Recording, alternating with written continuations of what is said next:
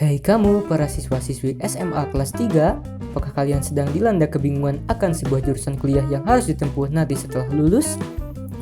Ataukah kalian sedang dilema antara dua jurusan yang harus kalian pilih nanti? Dan ataukah kalian sedang bingung sama jurusan pilihan orang tua? Nampaknya teman-teman semua butuh pencerahan ya, karena jurusan kuliah itu berguna untuk karir kita di masa depan kelak.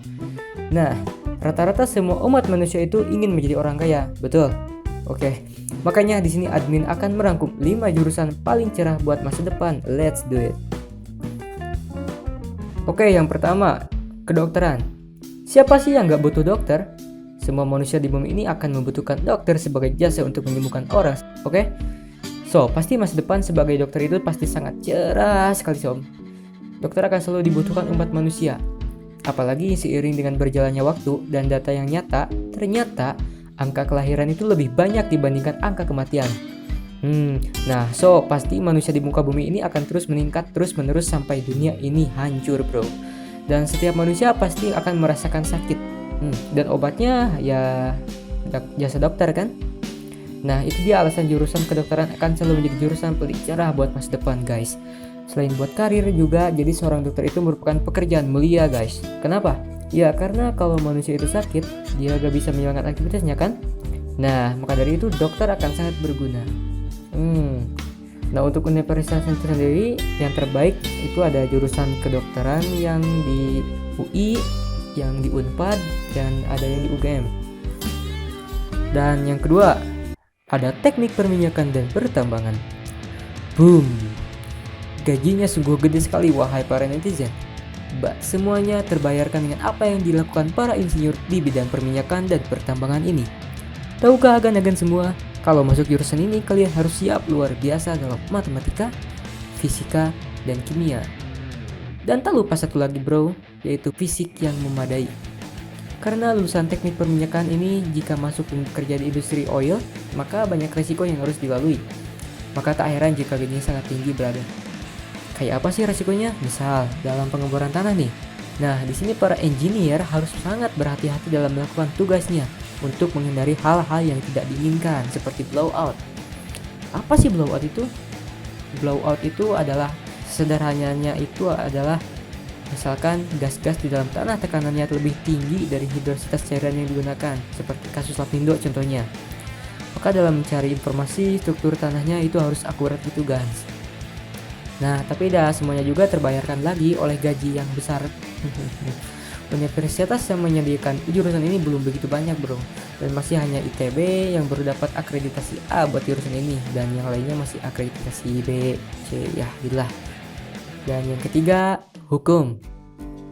Jurusan dengan prospek pekerjaan yang mulia, ya sebagai penegak hukum. Hakim misalnya, yang pasti wajib harus lulusan dari jurusan hukum ini.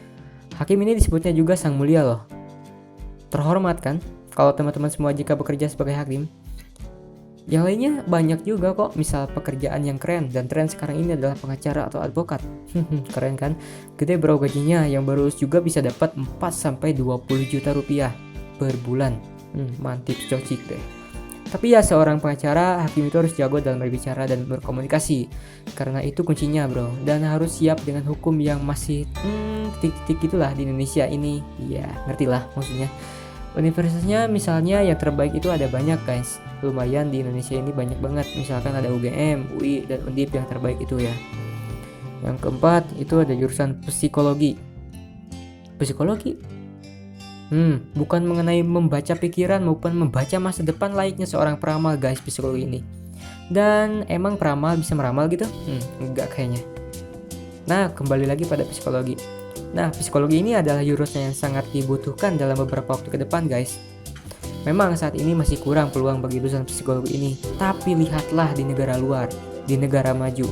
Seorang konselor atau psikolog akan menjadi satu hal yang wajib bagi seseorang yang sedang mengalami stres atau tekanan yang berlanjut. Beda dengan para pekerja di Indonesia saat ini, masih banyak yang tidak mengindahkan seorang psikolog. Tapi percaya deh, masa depan di Indonesia pun psikologi ini akan menjadi pekerjaan yang sangat berguna dan tentunya gajinya mantap. Universitas yang menyediakannya yang terbaik misalkan banyak juga lumayan. Ini misalkan ada Unpad, UI, UGM. Nah yang kelima guys, ekonomi dan manajemen. Wow, ekonomi. Pekerjaan apa sih yang tidak memerlukan perhitungan keuangan? Perusahaan mana yang tidak menghitung keuntungan? Ekonomi lah ya, pasti yang menangani semuanya ini. Makanya seorang ekonom akan ditemukan di semua orang sukses dan kaya raya. Iya, karena mereka harus bisa mengatur perusahaannya supaya terus berkembang dan stabil.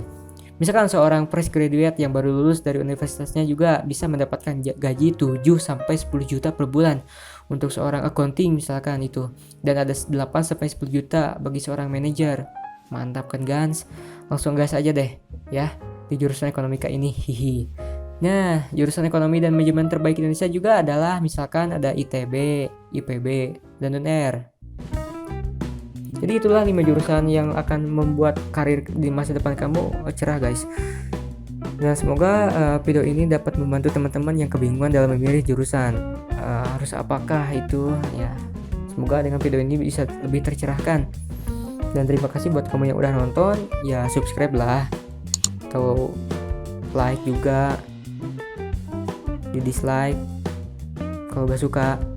Dan intinya mah subscribe ya. Tonton terus, oke? Terima kasih, thank you, wassalam. See you, bye-bye. See you, dadah.